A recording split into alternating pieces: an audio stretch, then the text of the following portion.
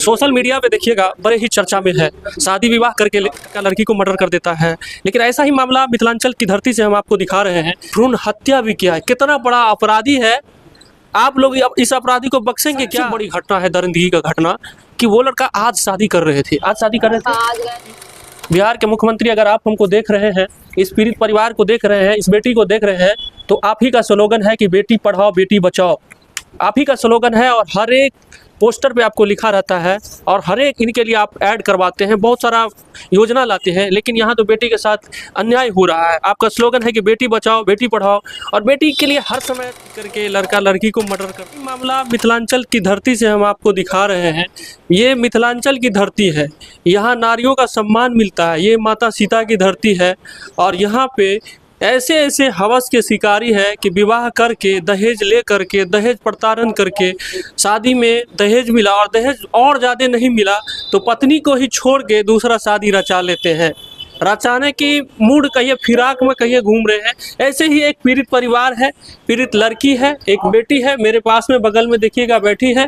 उन्हीं से आखिरकार जानने का प्रयास करेंगे कि उनके साथ क्या हुआ था। बता दें आप सबों को कि इनकी ससुराल जो है वो चपाही अंदराठाड़ी थाना के अंतर्गत पड़ते हैं और इनकी जो अपनी गांव है वो खजौली थाना के अंतर्गत डाढ़ा गांव की है। चलिए इनसे हम जानने का पूरा प्रयास करेंगे आखिरकार क्या हुआ था। पहले आप अपना परिचय दीजिए, क्या नाम है आपका? नाम टीटी कुमारी। क्या हुआ था आपके साथ? 31 जनवरी 2024 को शादी हुआ था। उसके बाद ससुराल गए पति के साथ।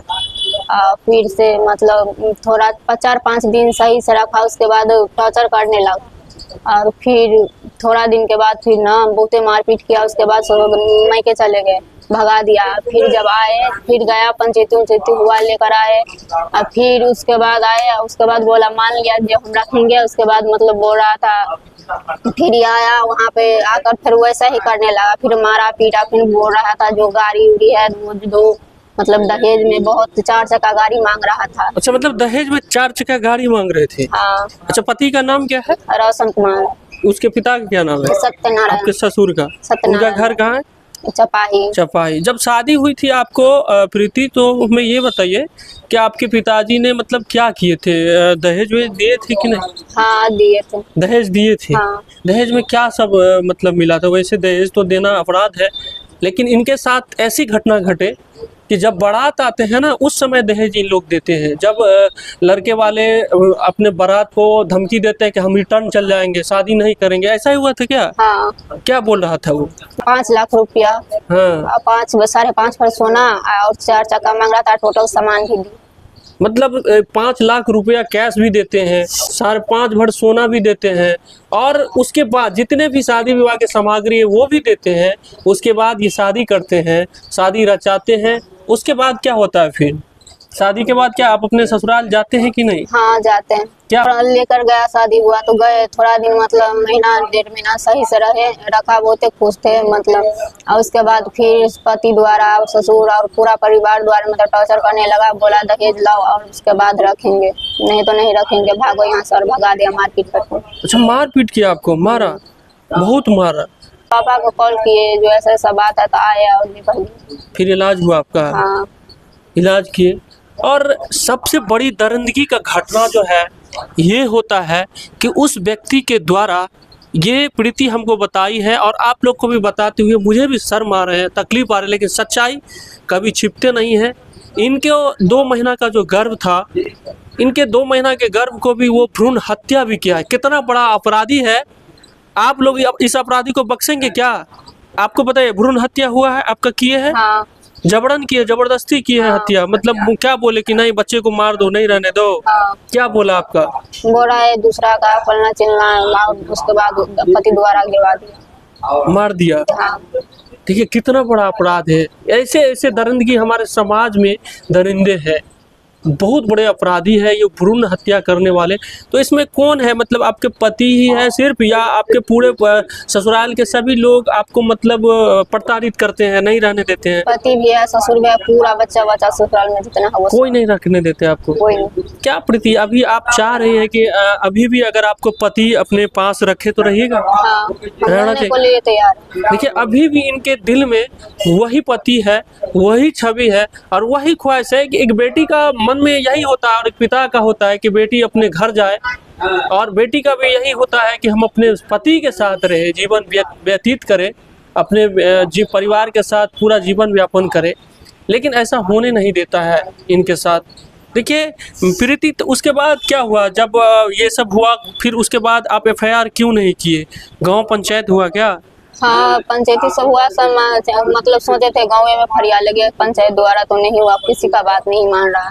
पंचायत हुआ? हाँ, बहुत बार हुआ पर किसी मुखिया सरपंच किसी का बात नहीं मान रहा। हाँ, अच्छा पंचायत हुआ? हाँ, दोनों पंचायत, दोनों गांव के बीच दोनों में? गांव का आदमी, दोनों गांव का मतलब आदमी भी था, पंच सब, मुखिया सरपंच सब, मेरे गांव से उस गांव से, दोनों गांव से। अच्छा, उसके बाद हुआ? हाँ, दोनों पंचायती में मान लेता था, बाद बाकी फिर मुकर जाता था। मतलब पंचायत के बाद क्या हुआ? नहीं माने बाद? नहीं, पंचायत में मतलब सब दबाव डालता था तो मान लेता था, फिर बाद में मुकर जाता था।